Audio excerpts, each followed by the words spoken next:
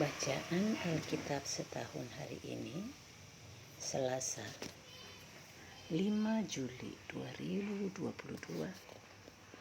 2 Raja-Raja 14 dan 2 Tawarik 25. Demikian.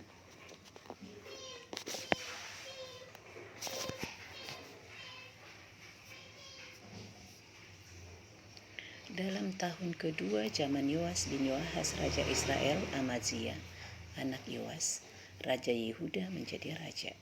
Ia berumur 25 tahun pada waktu ia menjadi raja, dan 29 tahun lamanya ia memerintah di Yerusalem. Nama ibunya ialah Yoadan dari Yerusalem. Ia melakukan apa yang benar di mata Tuhan, hanya bukan seperti Daud bapa leluhurnya. Ia berbuat tepat seperti yang diperbuat Yoas ayahnya. Namun demikian bukit-bukit pengorbanan tidaklah dijauhkan. Bangsa itu masih mempersembahkan dan membakar korban di bukit-bukit itu. Segera sesudah kuasa kerajaan itu kokoh di tangannya, dibunuhnyalah pegawai-pegawainya yang telah membunuh raja, yaitu ayahnya. Tetapi anak-anak para pembunuh itu tidak dihukum mati olehnya, seperti yang tertulis dalam kitab Taurat Musa, di mana Tuhan telah memberi perintah, janganlah ayah dihukum mati karena anaknya, janganlah juga anak dihukum mati karena ayahnya, melainkan setiap orang harus dihukum mati karena dosanya sendiri. Ia mengalahkan Edom di lembah Asin, 10.000 orang banyaknya, dan merebut Sela dalam peperangan itu. Lalu dinamainyalah kota itu Yokteel. Begitulah sampai hari ini. Pada waktu itu Amazia menyuruh utusan kepada Yoas bin Yoahas bin Yehu Raja Israel mengatakan, "Mari kita mengadu tenaga." Tetapi Yoas Raja Israel menyuruh orang kepada Amazia Raja Yehuda mengatakan, "Rumput duri yang di Gunung Libanon mengirim pesan kepada pohon aras yang di Gunung Libanon. Bunyinya, berikanlah anakmu perempuan kepada anakku laki-laki menjadi istrinya."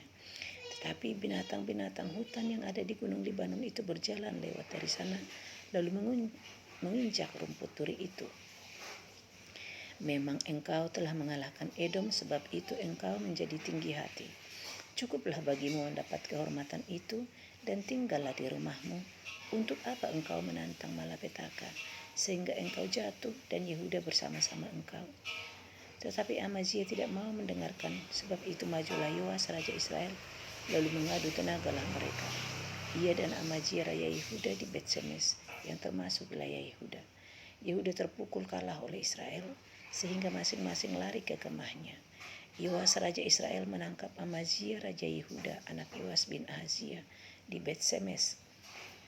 Lalu Yoas masuk ke Yerusalem dan membongkar tembok Yerusalem dari pintu gerbang Efraim sampai ke pintu gerbang sudut, 400 hasta panjangnya. Sesudah itu ia mengambil segala emas dan perak dan segala perkakas yang terdapat dalam rumah Tuhan dan dalam perbendaharaan istana raja, juga orang-orang sandera. Kemudian pulanglah ia ke Samaria. Selebihnya dari riwayat Yoas, apa yang dilakukannya dan kepahlawanannya, dan bagaimana ia berperang melawan Amazia Raja Yehuda, bukankah semuanya itu tertulis dalam kitab sejarah Raja-Raja Israel? Kemudian Yoas mendapat perhentian bersama-sama dengan nenek moyangnya, dan ia dikuburkan di Samaria di samping Raja-Raja Israel. Maka Yerobeam anaknya menjadi raja menggantikan dia. Amazia bin Yoas, Raja Yehuda, masih hidup 15 tahun lamanya sesudah matinya Yoas bin Yoahas Raja Israel. Selebihnya dari riwayat Amazia, bukankah semuanya itu tertulis dalam kitab sejarah Raja-Raja Yehuda? Di Yerusalem, orang mengadakan persepakatan melawan dia. Sebab itu larilah ia ke Lakis. Tetapi mereka menyuruh mengejar dia ke Lakis. Lalu dibunuhlah dia di sana. Diangkutlah dia dengan kuda, lalu dikuburkan di Yerusalem, di samping nenek moyangnya di kota Daud. Segenap bangsa Yehuda mengambil Azaria yang masih berumur 16 tahun dan mengangkat dia menjadi raja menggantikan ayahnya Amazia. Ia memperkuat Elat dan mengembalikannya kepada Yehuda. sesudah raja mendapat perhentian bersama-sama dengan nenek moyangnya. Dalam tahun ke-15 zaman Amazia bin Yoas raja Yehuda, Yerobeam anak Yoas raja Israel menjadi raja di Samaria. Ia memerintah 41 tahun lamanya. Ia melakukan apa yang jahat di mata Tuhan. Ia tidak menjauh dari segala dosa Yerobeam bin Nebat yang mengakibatkan orang Israel berdosa pula. Ia mengembalikan daerah Israel dari jalan masuk ke Hamat sampai ke Laut Araba, sesuai dengan firman Tuhan Allah Israel, yang telah diucapkannya dengan perantaraan hambanya, Nabi Yunus bin Amitai dari Gad Hefer. Sebab Tuhan telah melihat betapa pahitnya kesengsaraan orang Israel itu. Sudah habis lenyap baik yang tinggi maupun yang rendah kedudukannya, dan tidak ada penolong bagi orang Israel.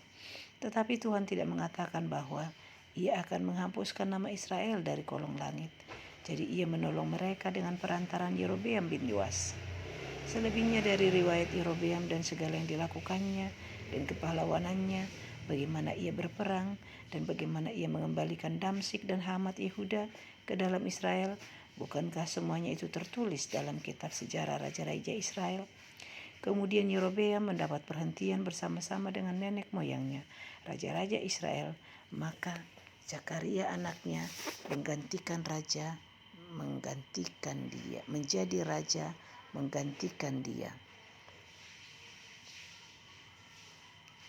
2 Tawarik 25.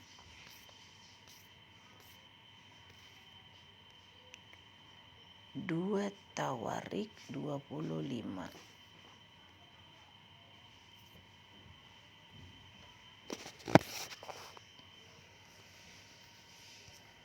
Amazia berumur 25 tahun pada waktu ia menjadi raja, dan 29 tahun lamanya ia memerintah di Yerusalem. Nama ibunya ialah Yoadan dari Yerusalem. Ia melakukan apa yang benar di mata Tuhan, hanya tidak segenap hati. Segera sesudah kuasa kerajaan itu kokoh di tangannya, dibunuhnyalah pegawai-pegawainya yang telah membunuh raja, yaitu ayahnya.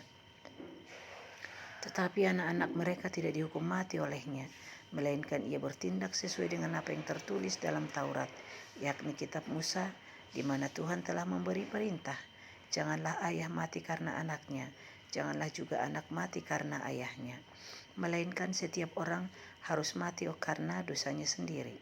Lalu Amazia mengumpulkan orang Yehuda dan menyuruh mereka, yakni seluruh orang Yehuda dan Benyamin, berdiri menurut puak-puaknya di bawah kepala-kepala pasukan 1,000 dan kepala-kepala pasukan 100.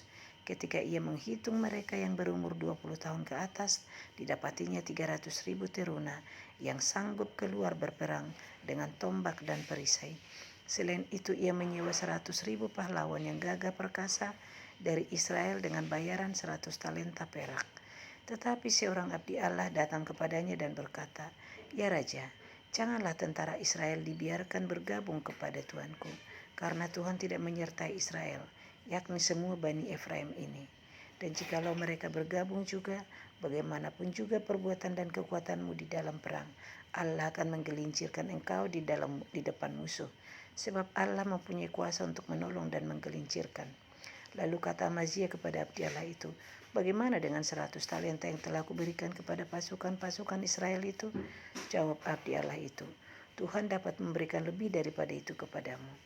Kemudian Amazia memisahkan pasukan yang datang bergabung kepadanya dari Efraim, supaya mereka kembali ke tempat tinggalnya. Maka sangat marahlah mereka terhadap Yehuda. Mereka kembali ke tempat tinggalnya dengan marah yang menyala-nyala. Amazia mendapat keberanian lalu memimpin rakyatnya ke lembah Asin dan memukul kalah 10,000 orang dari Bani Seir. Selain itu 10,000 orang ditawan hidup-hidup oleh Bani Yehuda dan dibawa ke suatu puncak bukit batu, lalu mereka dicampakkan dari puncak bukit batu itu sehingga hancurlah mereka semua. Tetapi orang-orang dari pasukan yang dipulangkan Amazia dan yang tidak diperbolehkan ikut berperang dengan dia menyerbu kota-kota di Yehuda dari jurusan Samaria sampai ke Bet-Horon dan menewaskan 3,000 orang penduduknya dan merampas banyak jarahan. Ketika Amazia kembali setelah mengalahkan orang-orang Edom itu, ia mendirikan para Allah Bani Seir yang dibawanya pulang sebagai Allahnya. Ia sujud menyembah kepada Allah-Allah itu dan membakar korban untuk mereka. Maka bangkitlah murka Tuhan terhadap Amazia. Ia menyuruh seorang nabi kepadanya yang berkata, "Mengapa engkau mencari Allah sesuatu bangsa yang tidak dapat melepaskan bangsanya sendiri dari tanganmu?" Waktu nabi sedang berbicara, berkatalah Amazia kepadanya, "Apakah kami telah mengangkat engkau menjadi penasehat raja? Diamlah. Apakah engkau mau dibunuh?" Lalu diamlah nabi itu setelah berkata, "Sekarang aku tahu bahwa Allah telah menentukan akan membinasakan engkau, karena engkau telah berbuat hal ini dan tidak mendengarkan nasihatku." Kemudian Amazia raja Yehuda mengadakan perundingan, lalu menyuruh orang kepada Yoas bin Yoahas bin Yehu raja Israel mengatakan, "Mari kita mengadu tenaga." Tetapi Yoas raja Israel menyuruh orang kepada Amazia raja Yehuda mengatakan, "Onak yang di gunung Libanon mengirim pesan kepada pohon aras yang di gunung Libanon, bunyinya, 'Berikanlah anakmu perempuan kepada anakku laki-laki menjadi istrinya.' Tetapi binatang-binatang hutan yang ada di gunung Libanon itu berjalan lewat dari sana, lalu menginjak onak itu. Pikirmu engkau sudah mengalahkan Edom, sebab itu hatimu mengangkat-angkat dirimu untuk mendapat kehormatan. Sekarang tinggal saja di rumah. Untuk apa engkau menantang malapetaka, sehingga engkau jatuh dan Yehuda bersama-sama engkau?"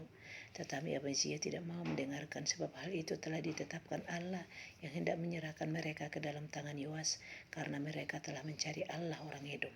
Sebab itu majulah Yoas raja Israel lalu mengadu tenagalah mereka, ia dan Amazia raja Yehuda, di Bet-Semes yang termasuk wilayah Yehuda.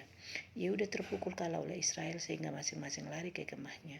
Yoas raja Israel menangkap Amazia raja Yehuda, anak Yoas bin Yoahas, di Bet-Semes. Lalu Yoas membawa dia ke Yerusalem. Ia membongkar tembok Yerusalem dari pintu gerbang Efraim sampai ke pintu gerbang sudut yang 400 hasta panjangnya. Sesudah itu ia mengambil segala emas dan perak dan segala perkakas yang terdapat dalam rumah Allah dan yang berada di bawah pengawasan keluarga Obed-Edom, juga perbendaharaan istana raja dan orang-orang sandera. Kemudian pulanglah ia ke Samaria. Amazia bin Yoas raja Yehuda masih hidup 15 tahun lamanya sesudah Yoas bin Yoahas raja Israel mati. Selebihnya dari riwayat Amazia dari awal sampai akhir, bukankah semuanya itu tertulis dalam kitab raja-raja Yehuda dan Israel? Sejak Amazia menjauhi Tuhan, orang mengadakan persepakatan melawan dia di Yerusalem.